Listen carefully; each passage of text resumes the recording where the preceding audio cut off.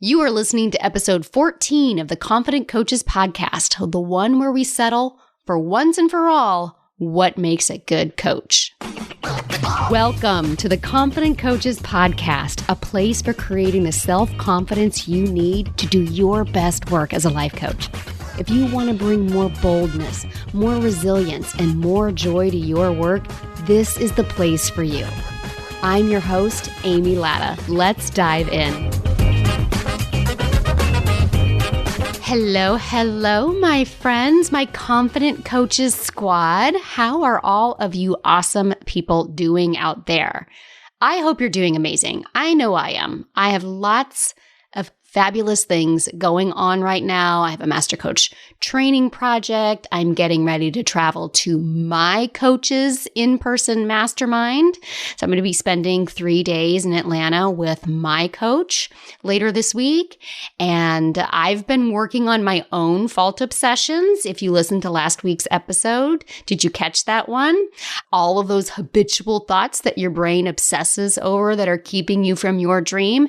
Guess what? I might be a host of this podcast, but I still have a human brain and I still have my own fault obsessions. So I've been working on mine and I really hope that you have too. And today's podcast is actually a deep dive into a fault obsession that one of my clients brought up in a coaching session this past week. I know that it's one that a lot of my clients have, so I'm betting that many of you are going to relate to what we are talking to today. But first, let's give a shout out to Confident Coaches listener Meg, my friend Meg, who wrote this fabulous review of the Confident Coaches podcast on Apple Podcasts. Meg wrote, thank you, Amy. Thank you for being you and showing up. I'm loving your content and the way you bring it to life. It's so easy to digest and understand and at the same time blowing my mind. My brain is doing backflips. It's a total workout for my thoughts and beliefs. You're shaking them up and rearranging them beautifully. I sometimes listen to these a few times just to marinate my brain in your words. The bottom line is your work is having an impact. Thank you. My friends, thank you, Meg. You are having a huge impact. And listeners right out here, if you keep listening to this, and I'm really hoping today's episode too is going to help you have a bigger impact. My dear friend Meg is one of my masterminders in my Confident Coaches Mastermind, and we're working together on creating self-confidence because Meg, her fault obsession is around not having enough confidence. So we are working on that work with her fault obsessions, and helping her make a huge impact. So on last week's Confident Coaches Mastermind call that I have with Meg and 8 other women, I asked everyone if they had all set their 90-day goals and how they were thinking about them and how they were feeling about them. Like we were just kind of touching base on what they had created. And one of my clients said that she actually hadn't gotten around to it. Yeah, I just didn't get around to it. So it's a good thing I'm a good coach because I dove in, right? Like, why? It literally takes a minute to create a 90-day goal. I want to sign X number of clients for Y number of dollars each for a total goal of Z dollars, right? So in 7 days, why hadn't she been able to write out her simple math equation? Because it totally wasn't about the math, was it? I mean, you know that. I know that. So we dove in and we probed. Didn't take too long to find out what was really going on, particularly if we're willing to be honest to ourselves, right? Like, why didn't you do it? Let's really dive in there. What was she so afraid of by setting up this simple math problem, particularly if it's math that makes her money? Well, it turns out she wasn't really sure how many clients or how much money, because maybe she wasn't sure that she was really good enough to coach, that she wasn't even good enough to sign clients for that amount of money. Was she a good enough coach to charge this number of dollars for this many people? And she asked me this question: how do you know when you're a good enough coach? I mean, you just can't think you are and then you are, can you? Oh, my friends, when she asked me this, I was like, holy cow. Like, you can't just think you're a good coach, can you? I don't know. Can you? Random coaches of the podcasting world, can you just decide that you're a good coach? Now, I created this podcast to help all of you become confident coaches, and the assumption is that you're all good coaches, right? I mean, who's to say, really? Can we just declare without, I don't know, running it by the good coach committee, as if there was even such a thing? So I'm going to give you the short answer, and then we're going to strap in for some truth talk today. The short answer is this. Yes, anyone can declare that they're a good coach. You right now listening to this podcast, you can decide in this moment that you are in fact a good coach. There, we're done. Right? Now, if we're only that easy, because I know your brain is not convinced that it's just that easy. My client definitely wasn't convinced that I could just say, yeah, just decide you're a good coach, and you are. And she was like, So we ended up having such a brilliant conversation because of that. We want to feel confident that we are a good coach. So first of all, what makes a good coach? I want to offer you this. It's a terrible question to even ask, because good coach, that's a thought. This person over here, this person's a good coach. That's a thought. Let's take my mentor. My mentor is Brooke Castillo. She owns and runs the Life Coach School. She coaches thousands of people. She has trained over 1,000 coaches and certified over 1,000 coaches herself. She's running an 8-figure coaching business. She's one of the most successful podcasts with over 300 episodes and millions of listeners. Let me ask you, is she a good coach? Like, some people say she's the best coach, but did you know that there are some people who've never even heard of her? And there are some people who have heard of her and they don't like her at all. They might think she's a terrible coach, right? This person is a good coach is a thought, because we can't get everybody to agree on what makes a good coach. What about Tony Robbins? There are people who they will go to his Unleash Your Power Live every single year. There are other people who are like, what a schmuck. And everybody in between, right? Same with John Maxwell or Martha Beck or any of the other people out there calling themselves coaches. There are thousands of coaches, and one person's best coach ever is another person's, they're all right, right? Or, no, I don't like them at all. I think they're terrible. And yet so many of my clients spend hours obsessing over whether or not they are a good coach, as if this was a thing, as if this was a diagnosable declaration to have, or a specific set of criteria that everyone in the world agrees on. So first and foremost, let's understand that it's not. There is no set of criteria that everyone in the world agrees on what makes a good coach. It's very important to realize that the coaching industry does not have regulation. There is literally no definition, no standardized definition of what makes a good coach. There is no standardized licensing or national certified test to pass. So if you think you can help someone move forward in their life, you can, in fact, set up shop and call yourself a coach. Whether or not you are a good coach is all in how you think about yourself. Now, as soon as I said this last week, we're like, yeah, but then clearly some people are bad coaches. If any Joe Schmo can set up shop and call themselves a coach, and there's no determination of criteria, surely there are some bad coaches out there, right? But isn't someone being a bad coach kind of the same thing as deciding someone is a good coach? Bad coach, that's just a thought too, just as good coach is a thought. You may think this person is an amazing coach, and I may not. This is such a true story. I have been recommended to other people, been turned on to them. I've tuned in to some of their stuff, and I've thought, they're just not really for me. I'm not getting this person's vibe. But the person who recommended them was like, oh my gosh, they're amazing, right? I know plenty of certified coaches from accredited coaching schools, which is really interesting because, again, what makes something accredited in an unregulated industry? And they may not necessarily be helping their clients get huge results. They may not even be coaching at all. And I know plenty of coaches who don't even have a basic weekend certification in coaching, and they are helping their clients get huge results. So who is to say what makes a good coach in that instance? Being a competent coach doesn't come from knowing you are a good coach by some outside agency. Being a competent coach comes from how you think about yourself, you mentoring with your future you having your own back, and you keeping going no matter what. And that's all inside work. None of that is out there. And even when lots of people all agree, that doesn't make the thought they are a good coach or they are a bad coach any more true. It's still just a thought. And you get to decide which one you want to think about yourself.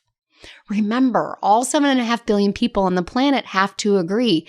Most of those billions of people don't even know what a coach is, much less know enough to decide what is good or bad.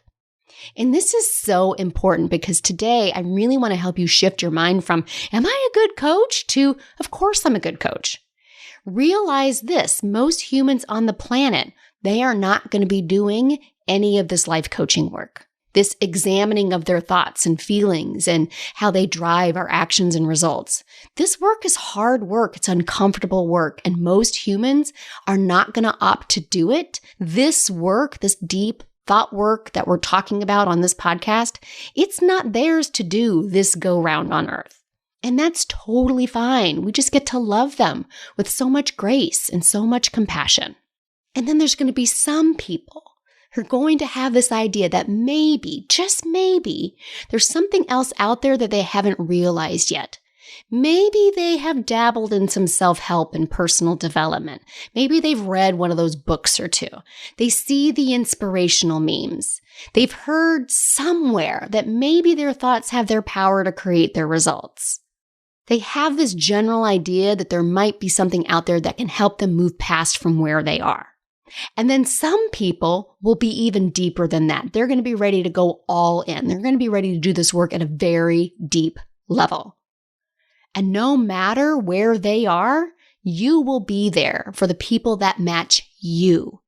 Like, really understand it. No matter what level of coach you are at right now, no matter where you are in your coaching practice, in your coaching business, if you've just started, if you've been doing it for years, there are people out there who are at a level where they are waiting for your level, your expertise, and you can absolutely help them.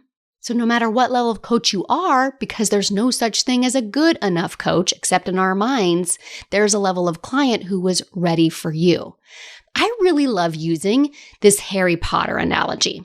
Y'all know I love Harry Potter, right? If you don't know this by now, hi, my name is Amy Latta, and I am a Harry Potter nerd. I mean, I took my kid to Harry Potter World back in October. I drink from I solemnly swear I am up to no good Marauders map mug almost every single morning. I've read all the books. I've seen all the movies. I've gone down rabbit holes with my kiddo on YouTube about Easter eggs and all of that. Flat out, I'm a nerd. I totally own it. And here's the amazing thing. If you aren't familiar with the books, which come talk to me, I'll set you up, know that there are 7 books in the Harry Potter series. And with each book, they get longer and they get deeper with every single one. And actually, it's really quite amazing. I think it's one of the very few, and I actually can't even think of another book series where the reading level increases as the books go on.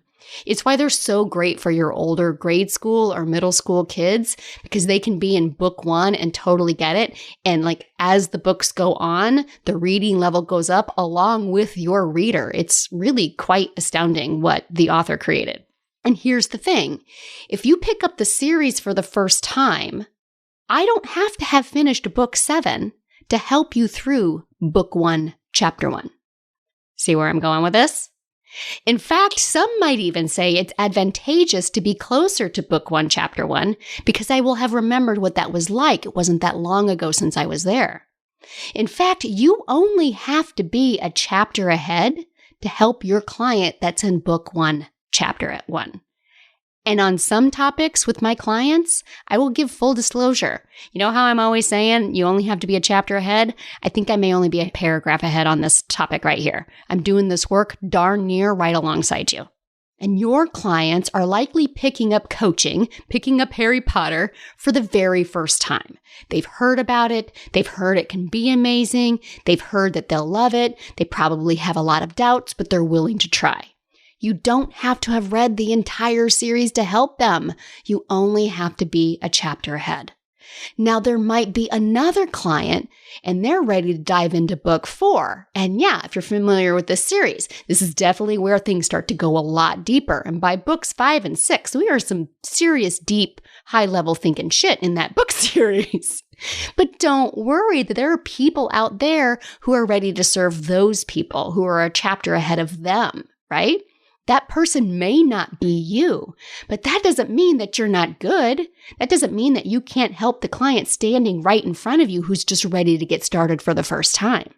And even outside of this Harry Potter example, you only have to be a chapter ahead. You don't have to have completed the entire series in order to help.